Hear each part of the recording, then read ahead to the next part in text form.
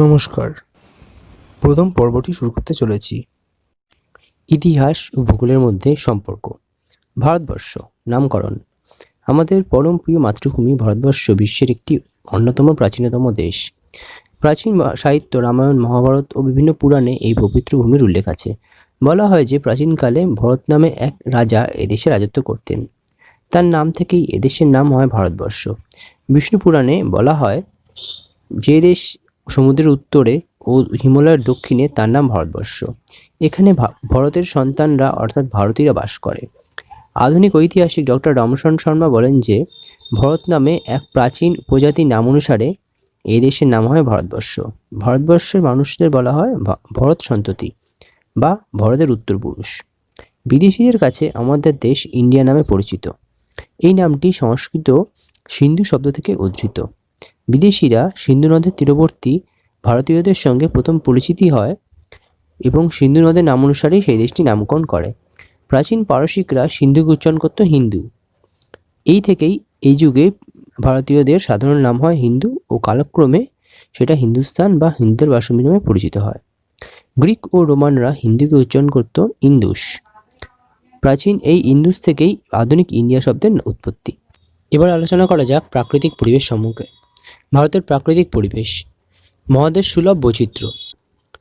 বিশালতা ও প্রাকৃতিক বৈচিত্র্যে ভারতবর্ষ এক অসাধারণ দেশ। ইউরোপ থেকে রাশিয়াকে বাদ দিলে যে আয়তন হয়, প্রাচীন ভারতবর্ষ ছিল তার চেয়েও বড়। ভারতের ভূপ্রাকৃতিক মহাদেশের মতো বৈচিত্র্যময়। মাউন্ট এভারেস্টের মতো সুউচ্চ গিরিশৃঙ্গ, চেরাপুঞ্জির মতো বাড়িপাতযুক্ত অঞ্চল, রাজস্থানের মতো দিগন্ত বিস্তৃত মরুভূমি, দণ্ডকারণ্যের মতো গহন অরণ্য এবং সিন্ধু গঙ্গা বিধৌত অঞ্চলের মতো উর্বর সমভূমি সবই ভারতে বিদ্যমান। ভারতীয় জনগোষ্ঠীতেও বহু জাতির মিশ্রণ লক্ষ্য করা যায়। মহাদেশ সুলভ এই বিশালতা, প্রাকৃতিক বৈচিত্র্য ও বিভিন্ন জনগোষ্ঠীর অস্তিত্ব লক্ষ্য করে পণ্ডিতরা ভারতবর্ষকে ক্ষুদ্রাকৃতি মহাদেশ বা উপমহাদেশ আখ্যা দিয়েছে। প্রাকৃতিক বৈশিষ্ট্যের বিভিন্নতাকে বিচার করে পণ্ডিতরা ভারতকে মোট 5টি ভাগে বিভক্ত করেছে। 1 নম্বর, উত্তরের পার্বত্য অঞ্চল। হিমালয় সংলগ্ন কাশ্মীর, কাংড়া, নেপাল, সিকিম, ভুটান প্রভৃতি রাজ্য এই অঞ্চলের অন্তর্ভুক্ত। 2 নম্বর, সিন্ধু গঙ্গা যমুনা ব্রহ্মপুত্র বিধৌত সমতল অঞ্চল। হিমালয় থেকে উৎপন্ন সিন্ধু গঙ্গা যমুনা ব্রহ্মপুত্র বিধৌত এবং প্রাকৃতিক সম্পদে পরিপূর্ণ এই অঞ্চলটি প্রাচীন ভারতের প্রাণকেন্দ্র হিসেবে চিহ্নিত হয়েছে। এই অঞ্চলেই প্রাচীন ভারতবর্ষের বহু শক্তিশালী সাম্রাজ্য ও উন্নত সভ্যতার উন্মেষ হয়। মধ্য ভারতের মালভূমি। সিন্ধু গঙ্গা যমুনা ও ব্রহ্মপুত্র সমতলভূমির দক্ষিণে ও বিন্ধ্যে সাতপুরা পর্বতের উত্তরে এই অঞ্চলটি অবস্থিত। দাক্ষিণাত্যের মালভূমি। বিন্ধ্য ও সাতপুরা পর্বতের দক্ষিণে অবস্থিত সুবিশাল অঞ্চলের পূর্ব দিকে পূর্বঘাট পর্বতমালা ও পশ্চিমঘাট পর্বতমালা পশ্চিমে দণ্ডায়মান। গোদাবরী, কৃষ্ণা, কাবেরী ও তুঙ্গভদ্রা নদী এই অঞ্চলকে সমৃদ্ধ করেছে। এবং শেষ 5 নম্বর, সুদূর দাক্ষিণাত্য। কৃষ্ণা নদীর দক্ষিণে কুমারিকা অন্তরী পর্যন্ত বিস্তৃত প্রাচীন দ্রাবিড় সভ্যতার লীলাভূমি এই অঞ্চলটিকে সুদূর দাক্ষিণাত্য নামে পরিচিত। তো এই ম্যাপে আপনারা দেখতে পাবেন যে বিভিন্ন অঞ্চলগুলোকে ম্যাপের মাধ্যমে চিহ্নিত করা হয়েছে। এর নিচে পশ্চিমঘাট পর্বতমালা, দাক্ষিণাত্য মালভূমি, উপরের দিকে বিন্ধ্য পর্বত শ্রেণী, আর তার দিকে গাঙ্গেয় সমতল ভূমি। ভারতের জনগোষ্ঠী। যুগ যুগ ধরে ভারতের বুকে বহু জাতিগোষ্ঠীর আগমন ঘটেছে। প্রাচীন ভারতের দ্রাবিড় জাতি সর্বপ্রথম এক সভ্যতার গড়ে তোলে, যা ছিল কিনা বেশ উন্নত। তারপর ধীরে ধীরে আর্য, পারসিক, গ্রিক, শক, হুন, গুর্জর, তুর্কি, আফগান, মঙ্গোল, আবিসিনিয়া এবং পরবর্তীকালে পর্তুগিজ, ওলন্দাজ, ডেনমার্ক, ইংরেজ, ফরাসি এবং ইউরোপীয় জাতি ভারতে আসে। এই সকল বিভিন্ন জাতির মিলন, সমন্বয়, আদান প্রদানের মাধ্যমে বর্তমানে ভারতীয় মহাজাতি গড়ে উঠেছে। বিশ্বের বিভিন্ন জাতির মিলনভূমি ভারতবর্ষকে কবিগুরু রবীন্দ্রনাথ ঠাকুর তাই মহামানবের সাগরতীর বলে বর্ণনা করেছেন। ঐতিহাসিক ভিনসেন্ট স্মিথ ভারতকে বলেছেন নৃতত্ত্বের জাদুঘর। দেহের গঠন, ভাষার বিভিন্নতা অনুসারে ভারতের আদিবাসীদের মধ্যে কয়েকটি প্রধান জনগোষ্ঠীতে বিভক্ত করা যায়। এগুলি হলো নর্ডিক বা আর্য, দ্রাবিড়, নেগ্রিটো, মঙ্গোলীয়, ব্র্যাক্সিফেলাস, ভূমধ্যসাগরীয় ও প্রোটো অস্ট্রালয়েড জাতিগোষ্ঠী। নেক্সট হলো ভারতের ইতিহাসে প্রকৃতির প্রভাব। যে কোনো দেশের ইতিহাসের ওপর সেই দেশের ভৌগোলিক পরিবেশের প্রভাব অতি সুস্পষ্ট। ভারতের ইতিহাস ও সভ্যতা এবং ভারতবাসীর জীবন দর্শন ও দৃষ্টিভঙ্গির ওপর ভৌগোলিক পরিবেশের প্রভাব অতি ব্যাপক। হিমালয়ের প্রভাব। ভারতীয় সভ্যতা, সংস্কৃতি ও ইতিহাসে নগাধিরাজ হিমালয়ের গুরুত্ব ও প্রভাব অপরিসীম। 1 নম্বর, ভারতের উত্তর, উত্তর পূর্ব, উত্তর পশ্চিমে বিশাল এলাকা জুড়ে সম্প্রসারিত দুর্লঙ্ঘ হিমালয় ও তার বিভিন্ন শাখা প্রশাখা এশিয়ার অন্যান্য অঞ্চল থেকে ভারতকে বিচ্ছিন্ন করে রেখেছে। এর ফলে বহির্জগৎ থেকে বিচ্ছিন্ন থাকায় ভারতে বিকশিত হয়েছে স্বতন্ত্র সভ্যতা ও সংস্কৃতি। 2 নম্বর, ভারতের প্রতিরক্ষার ক্ষেত্রেও গিরিরাজ হিমালয়ের প্রভাব অপরিসীম। দুর্ভেদ্য হিমালয় পর্বতমালা ভারতের উত্তরে সদা জাগ্রত প্রহরীর মতো দণ্ডায়মান থেকে যুগ যুগ ধরে ভারতকে রক্ষা করেছে। তাই হিমালয় হলো ভারতের রক্ষাকর্তা। 3 নম্বর, ভারতবর্ষের জলবায়ুর ওপরও হিমালয়ের প্রভাব সুস্পষ্ট। উত্তর ও মধ্য এশিয়ার প্রচণ্ড শীতল বায়ুপ্রবাহকে প্রতিহত করে হিমালয় উত্তর ভারতের জলবায়ুকে নাতিশীতোষ্ণ রেখেছে। এছাড়া আরব সাগর ও ভারত মহাসাগর থেকে প্রবাহিত গ্রীষ্মের জলপূর্ণ মৌসুমি বায়ু হিমালয়ের বুকে প্রতিহত হয়ে উত্তর ভারতে বৃষ্টিপাত ঘটায়। এর ফলে উত্তর ভারত সুজলা সুফলা ও শস্য শ্যামলা হয়ে উঠেছে। 4 নম্বর, ভারতের অধিকাংশ নদ নদী উৎপত্তিস্থল হলো হিমালয়। হিমালয়ের বরফ গলা জল সারা বছর ধরে নদ নদীগুলিকে স্রোতস্বিনী এবং উত্তর ভারতের সমভূমিকে শস্য শ্যামলা করে রাখে। নদীগুলির ওপর ভিত্তি করেই গড়ে উঠেছে ভারতের কৃষি ব্যবস্থা এবং ভারতের কৃষি অর্থনীতি বহুল পরিমাণে এই নদীগুলোর উপরই নির্ভরশীল। এই নদীগুলিকে কেন্দ্র করেই গড়ে উঠেছে ভারতের বিভিন্ন বাণিজ্য কেন্দ্র এবং পাটলিপুত্র, রাজগৃহ, বারাণসী প্রভৃতি শহর। 5 নম্বর, ভারতীয় অর্থনৈতিক উন্নয়নে হিমালয়ের গুরুত্ব অস্বীকার করা যায় না। ভারতের বুকে জমে থাকা ভেষজ, বনজ, খনিজ, প্রাণীজ ও ভারতীয়দের অর্থনীতিকে নানাভাবে পুষ্ট করেছে। 6 নম্বর, ভারতের উত্তরে হিমালয় দুর্ভেদ্য প্রাচীরের মতো অবস্থান করলেও ভারতবাসীকে কিন্তু বহির্বিশ্ব থেকে একেবারে বিচ্ছিন্ন করে দেয়নি। উত্তর পশ্চিম সীমান্তে খাইবার, বোলান, গোমাল, কারাকোরাম প্রভৃতি গিরিপথ দিয়ে যুগ যুগ ধরে গ্রিক, শক, কুষাণ, হুন, তুর্কি বিদেশিরা যেমন ভারতে এসেছে, তেমনি এ পথেই ভারতবাসী বিভিন্ন অঞ্চলের সঙ্গে রাজনৈতিক, বাণিজ্যিক ও সাংস্কৃতিক সম্পর্ক স্থাপন করেছে। বিদেশিদের আগমনে ভারতীয় রাজনীতি ও সাংস্কৃতিক ইতিহাসের ধারা নানাভাবে প্রভাবিত হয়েছে। 7 নম্বর, দেবদাতা হিমালয় হলো ভারতের ধর্ম, সভ্যতা, সংস্কৃতির প্রতীক। ভারতবাসীর ধর্মীয় জীবনে হিমালয় দান প্রচুর। হিমালয়ের নির্জন গিরিগুহাগুলি যুগ যুগ ধরে সাধক ও সত্যসন্ধানীদের সাধন পীঠ হিসাবে সমাদৃত। এসব কারণেই ভারতবর্ষকে হিমালয়ের দান হিসাবেও উল্লেখ করা হয়। নদ নদীর প্রভাব। ভারত ইতিহাসে নদ নদীর প্রভাব অপরিসীম। নদ নদীগুলি একদিকে ভারতের সমতল ভূমিকে উর্বরতা দান করে শস্য শ্যামল করে তুলেছে, তেমনি অন্যদিকে নদী উপকূলবর্তী স্থানগুলোতে গড়ে উঠেছে সভ্যতা, বাণিজ্য কেন্দ্র ও জনপদ। মিশরের নীলনদ, মেসোপটেমিয়ার টাইগ্রিস ইউফ্রেটিস নদীর মতো সিন্ধু নদের অববাহিকাতেও গড়ে উঠেছে পৃথিবীর অন্যতম প্রাচীন সভ্যতার ভারতবর্ষ। প্রাচীন ভারতের নদীগুলি বিভিন্ন স্থানের মধ্যে যোগাযোগ ও বাণিজ্যের মাধ্যম ছিল। উত্তর ভারতের নদী উপকূলেই গড়ে উঠেছিল হরিদ্বার, পাটলিপুত্র, প্রয়াগ, কনৌজ, এলাহাবাদ, হস্তিনাপুর, বারাণসী, দিল্লি, আগ্রা, মথুরা ইত্যাদির মতো গুরুত্বপূর্ণ স্থান। দাক্ষিণাত্যের রাজনীতি, অর্থনীতি ও সংস্কৃতিতে কৃষ্ণা, কাবেরী, গোদাবরী ও তুঙ্গভদ্রার স্থান গুরুত্বপূর্ণ। এইসব নদ নদী অববাহিকা অঞ্চলেই প্রাচীন ভারতীয় বহু রাষ্ট্রের উত্থান ও পতন হয়েছিল। নদ নদী বিধৌত উর্বর উপত্যকা দখলের জন্য ভারত ইতিহাসে বহু দীর্ঘস্থায়ী গুরুত্বপূর্ণ সংগ্রামের সূচনা হয়েছে। দাক্ষিণাত্যে কৃষ্ণা ও তুঙ্গভদ্রা নদীর মধ্যবর্তী স্থানে অবস্থিত উর্বর রায়চূড়া দোয়াবের অধিকার নিয়ে পল্লব, চালুক্য ও মধ্যযুগে বিজয়নগর ও বাহমনি রাজ্যের মধ্যে দ্বন্দ্ব অতি গুরুত্বপূর্ণ। মরুভূমির প্রভাব। সিন্ধু, গঙ্গা শতদ্রু বিধৌত সমভূমির দক্ষিণেই রাজস্থান ও পাকিস্তানের মতো মরু অঞ্চল অবস্থিত। এই অঞ্চলের আয়তন প্রায় 2,70,000 বর্গ কিলোমিটার। বালি ও পাথর দ্বারা গঠিত এই অঞ্চলে বৃষ্টিপাত প্রায় হয় না বললেই চলে। এই অঞ্চলে পরিবেশ এতটাই কঠিন যে মানুষ প্রায় থাকতেই পারে না, তাই জনবসতিও স্বল্প। রুক্ষ প্রকৃতির বিরুদ্ধে সংগ্রামের জন্য এখানকার মানুষও কষ্ট সহিষ্ণু, পরিশ্রমী ও স্বাধীনচেতা হয়ে উঠেছিল। সমুদ্রের প্রভাব। ১ নম্বর, ভারতের ৩ দিক সমুদ্র বেষ্টিত হওয়ায় ভারতের ৩ দিকেই সীমান্ত বেশ সুরক্ষিত। ২, এদেশের দীর্ঘ উপকূল ভাগের অধিকাংশই সরল ও ঋজু হওয়ায় এখানে অতি পোতাশ্রয় গড়ে ওঠেনি। এই কারণে ভারতবাসী গ্রিক ও ইংরেজদের মতো সমুদ্রাশ্রয়ী জাতি হিসাবে গঠিত হয়নি। নৌবলে বলীয়ান না হলেও নৌবিদ্যায় ভারতবাসী বিশেষ পারদর্শী ছিল। ৩, অতি প্রাচীনকালে চীন, Rome, Malay, Sumatra, Java, Sinhala প্রভৃতি অঞ্চলের সঙ্গে ভারতের বাণিজ্য ও সাংস্কৃতিক সম্পর্ক স্থাপিত হয় এবং ভারতীয় রাজন্যবর্গ পূর্ব ভারতীয় দ্বীপপুঞ্জে ভারতে উপনিবেশ গড়ে তোলে। ৪, পরবর্তীকালে ইউরোপীয় জাতিগুলি সমুদ্রপথে ভারতে প্রবেশ করে উপনিবেশ গড়ে তোলে। ভারতের ইতিহাসে এর প্রভাব ব্যাপক। ভারতবর্ষের আয়তন, বিশালতা ও পাহাড় পর্বত, নদ নদী, অরণ্যের উপস্থিতি ভারতবর্ষের রাজনৈতিক ঐক্যের পথে প্রবল অন্তরায় ছিল।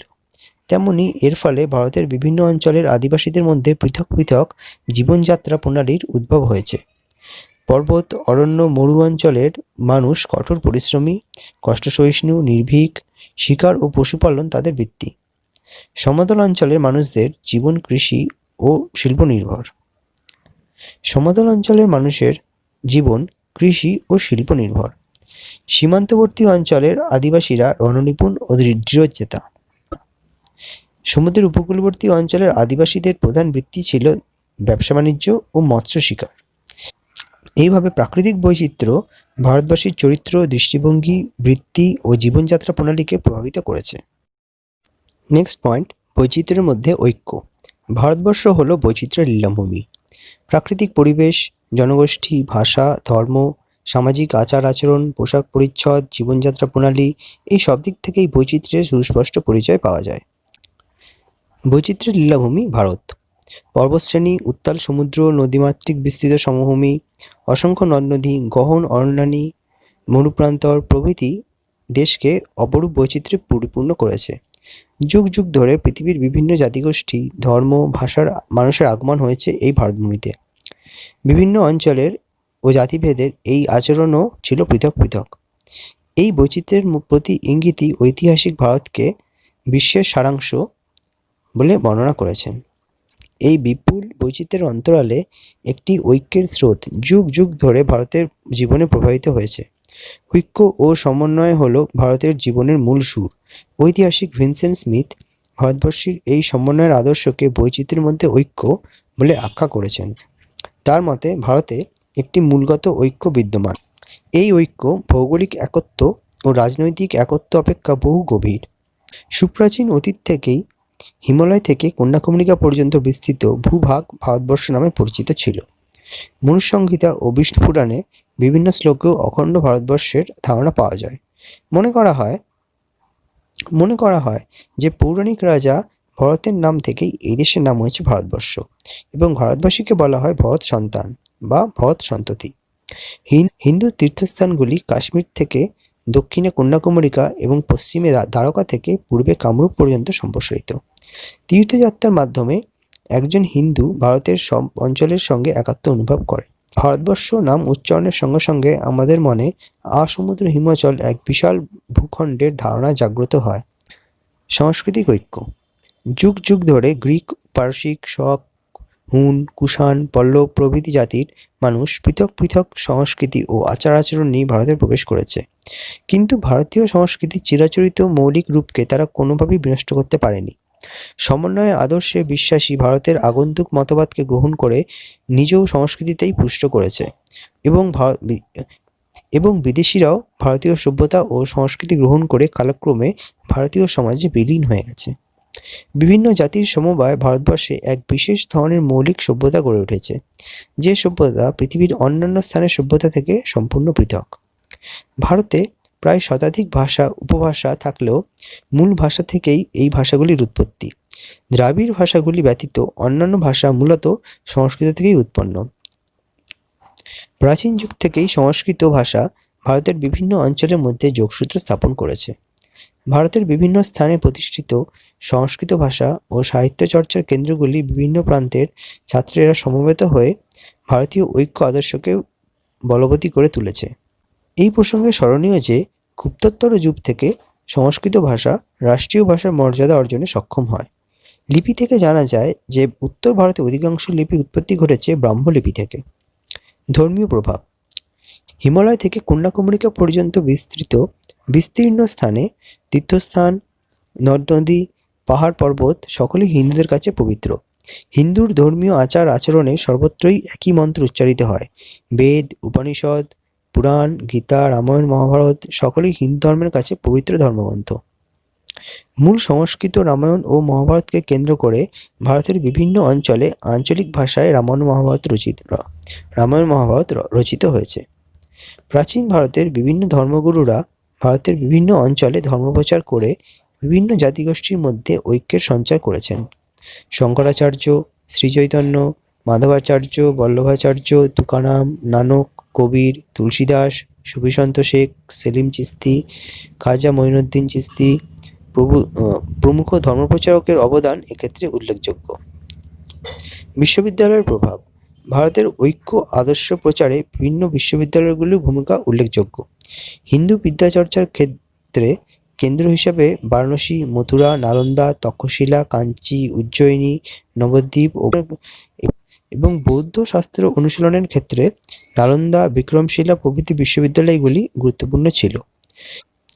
এই বিশ্ববিদ্যালয়গুলিতে বিভিন্ন অঞ্চলের ছাত্র ও অধ্যাপকরা সমবেত হতেন।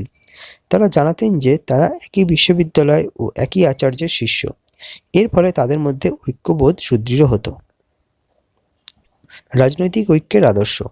প্রাচীন যুগে ভারতে রাজনৈতিক অনৈক্য বিদ্যমান থাকলেও সমগ্র ভারতব্যাপী রাজনৈতিক ঐক্যের আদর্শ ছিল সুপ্রাচীন। ভারতবর্ষ নামটি একটি ভৌগোলিক ধারণা পরিচায়ক হলেও এর একটি রাজনৈতিক গুরুত্বও আছে। এই নামটির সঙ্গে বিশাল ভূখণ্ডের অধীশ্বর এবং একটি সার্বভৌম রাজতন্ত্রের ধারণা জড়িত। বেদ, পুরাণ ও প্রাচীন ধর্মশাস্ত্র ও সাহিত্যে রাজ চক্রবর্তী, একরাট, বিরাট, সম্রাট, রাজাধিরাজ প্রভৃতি উপাধি ও রাজসূয়, বাজসূয়, অশ্বমেধ প্রভৃতি যজ্ঞের কথাও বারংবার উল্লেখ রয়েছে। প্রাচীন ভারতে রাষ্ট্রীয় ঐক্য ও সার্বভৌমত্বের আদর্শ কতটা প্রবল ছিল এগুলিই তার প্রমাণ। ইংরেজ শাসন ও স্বাধীনতা সংগ্রাম। ইংরেজ শাসনে ভারতের রাজনৈতিক ঐক্য প্রতিষ্ঠিত হয়। সংবাদপত্র, রেলপথের প্রবর্তন, নতুন মধ্যবিত্ত সম্প্রদায়ের কার্যকলাপ ঐক্যের আদর্শকে সুদৃঢ় করে। স্বাধীনতা সংগ্রামের কালে আসমুদ্র হিমাচল সকল ভারতবাসীর অন্তরে এই ঐক্যের আদর্শ যথার্থ রূপ পরিগ্রহ করে এবং ভারতবাসীকে একাত্ম করে ব্রিটিশ সাম্রাজ্যবাদী শাসনের বিরুদ্ধে সংগ্রামে অবতীর্ণ করে। সেদিন ঋষি বঙ্কিমচন্দ্রের বন্দে মাতরম সঙ্গীত ও ধ্বনি ভারতবাসীকে নতুন চেতনায় উদ্বুদ্ধ করে। অন্তরের ঐক্য। ভারতীয় ঐক্যের আদর্শ প্রসঙ্গে ঐতিহাসিক স্মিথ ভারতবাসীর এক গভীর আন্তরিক ও মৌলিক ঐক্যের কথা বলেছেন। তার মতে জাতি, ধর্ম, ভাষা ও আচার আচরণের পার্থক্য সত্ত্বেও এক আন্তরিক ও মৌলিক ঐক্যবোধ ভারতবাসীকে এক সূত্রে আবদ্ধ করেছে। এই ঐক্যবোধ কোনো প্রকার রাজনৈতিক ও ভৌগোলিক ঐক্যের উপর নির্ভরশীল নয়। এই একতা হলো সম্পূর্ণভাবে ভারতবাসীর অন্তরের একতা। প্রাচীন ভারতের ইতিহাসের উপাদান। প্রাচীন ভারতীয়রা জ্ঞান বিজ্ঞানের নানা শাখায় অসামান্য সাফল্যের পরিচয় দিলেও প্রাচীন ভারতে কিন্তু কোনো ইতিহাসের গ্রন্থ রচিত হয়নি। হেরোডোটাস ও থুকিডিডিস প্রাচীন গ্রিসের ইতিহাস রচনা করেছেন। পলিবিয়াস ও লিভি প্রাচীন রোমের ইতিহাস রচনা করেছেন। প্রাচীন ভারতবর্ষে কিন্তু এ ধরনের কোনো গ্রন্থ রচিত হয়নি। এই কারণে বিভিন্ন প্রাচীন নিদর্শন ও উপাদানের উপর ভিত্তি করে প্রাচীন ভারতের ইতিহাস রচনা করা হয়। এই উপাদানগুলি মূলত দুই ভাগে বিভক্ত ছিল: সাহিত্যিক উপাদান ও প্রত্নতাত্ত্বিক উপাদান। সাহিত্যিক উপাদানকেও আবার দুই ভাগে ভাগ করা যায়: ভারতীয় সাহিত্য ও বিদেশি সাহিত্য। অনুরূপভাবে প্রত্নতাত্ত্বিক উপাদানগুলি লিপি, মুদ্রা এবং স্থাপত্য ভাস্কর্য এই তিন ভাগে বিভক্ত। প্রথমে আসা যাক সাহিত্যিক উপাদান। দেশীয় সাহিত্য। প্রাচীন ভারতে রচিত বিভিন্ন ধর্মপুস্তক ও সাহিত্য থেকে এই যুগের প্রচুর উপাদান পাওয়া যায়। বেদ, উপনিষদ, আরণ্যক, পুরাণ, রামায়ণ, মহাভারত প্রভৃতি বৌদ্ধ ও জৈন ধর্মগ্রন্থ এবং নারদ স্মৃতি, বৃহস্পতি স্মৃতি, মনুস্মৃতি প্রভৃতি শাস্ত্রগুলো থেকেও ভারতীয় সমাজ, রাজনীতি ও অর্থনৈতিক প্রচুর তথ্যাদি জানা যায়। বৌদ্ধ জাতক, সিংহলীয় বৌদ্ধ গ্রন্থ দীপবংশ ও মহাবংশ, অশ্বঘোষের বুদ্ধচরিত, ললিত বিস্তার, বৈপুল সূত্র ও জৈন গ্রন্থ ভগবতী সূত্র, আচারঙ্গ সূত্র ও পরিশিষ্ট পার্বণ মূল্যবান উপাদান হিসাবে স্বীকৃত। এই ধর্মগ্রন্থগুলি ব্যবহারের সময় ঐতিহাসিকদের অবশ্যই সতর্ক হতে হবে। মনে রাখতে হবে যে এই ধর্মগ্রন্থগুলো ইতিহাস নয়। মনে রাখতে হবে যে এইগুলো ধর্মগ্রন্থ, কোনো ইতিহাস নয়। ইতিহাস ও উপকথা মিলেমিশে একাকার হয়ে গেছে। পাণিনির অষ্টাধ্যায়ী, পতঞ্জলির মহাভাষ্য নামক ব্যাকরণ গ্রন্থ, কৌটিল্যের অস্ত্রশাস্ত্র, গার্গী সংহিতা নামক জ্যোতির্বিদ্যা বিষয়ক গ্রন্থ, বিশাখ দত্তের মুদ্রা রাক্ষস, ভাস ও কালিদাসের নাটক ইতিহাসের অমূল্য উপাদান। বিভিন্ন রাজাদের জীবনচরিত, যথা মানভট্ট রচিত হর্ষচরিত, বিলহনের বিক্রমাদিত্য চরিত, সুন্দরকাণ্ড নন্দীর রামচরিত, বাগপতিরাজের গৌরবহ, জয়সিংহের কুমার চরিত থেকে ইতিহাসের নানান তথ্যাদি পাওয়া যায়। সভাকবিদের দ্বারা রচিত এই ধর্মগ্রন্থগুলি নানা রাজপ্রশস্তি ও অতিরঞ্জন আছে।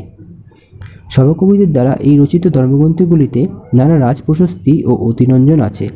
তাই এই গ্রন্থগুলি ব্যবহারের সময় ঐতিহাসিকদের সতর্ক থাকতে হবে। আঞ্চলিক ইতিহাস।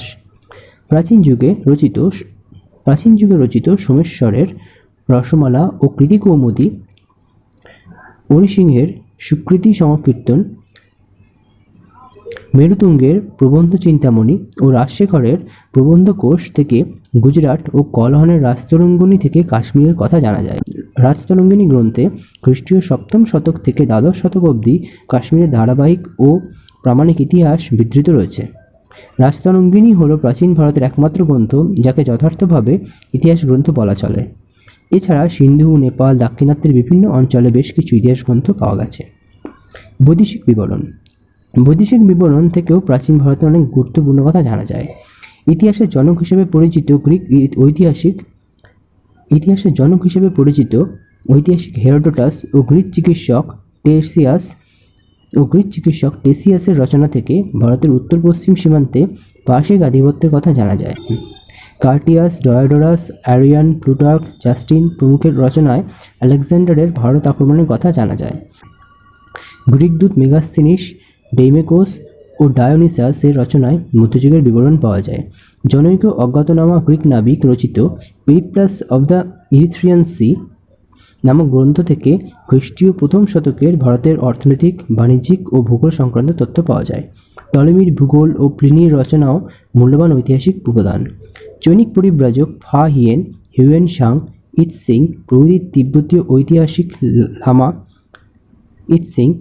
তিব্বতীয় ঐতিহাসিক লামা তারানাথ এর রচনা থেকে ইতিহাসে গুরুত্বপূর্ণ অনেক কথা জানা যায়। আরব পর্যটকের মধ্যে আল মাসুদি, সুলেমান, হাসান নিজামি প্রভৃতি উল্লেখযোগ্য।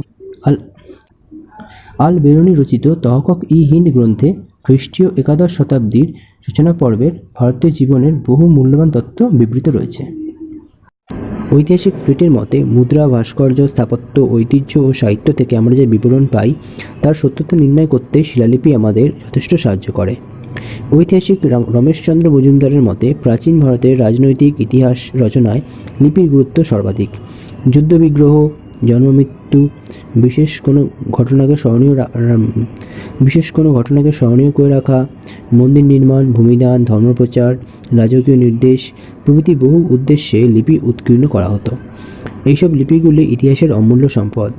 এগুলো থেকে রাজার নাম, রাজত্বকাল, সন তারিখ, বিশেষ রাজ্যের আয়তন, রাজ্য জয়, ধর্মীয় বিশ্বাস ও অন্যান্য কার্যকলাপ সম্পর্কে জানা যায়। এইসব লিপিগুলি প্রাকৃত, পালি, সংস্কৃত, তামিল, তেলুগু প্রভৃতি ভাষায় রচিত। সম্রাট অশোক সাধারণভাবে পৃথিবীর সর্বত্র ব্রাহ্মী লিপি ব্যবহার করতেন। উত্তর পশ্চিম ভারতের ক্ষেত্রে তিনি খরষ্টি লিপি ব্যবহার করতেন। গুপ্ত যুগের পূর্ববর্তীকালের লিপিগুলির মধ্যে শতকরা 95% ছিল প্রাকৃত ভাষায় লিখিত। গুপ্তযুগ থেকে লিপিগুলির ক্ষেত্রে সংস্কৃত ভাষায় বহুল প্রচলন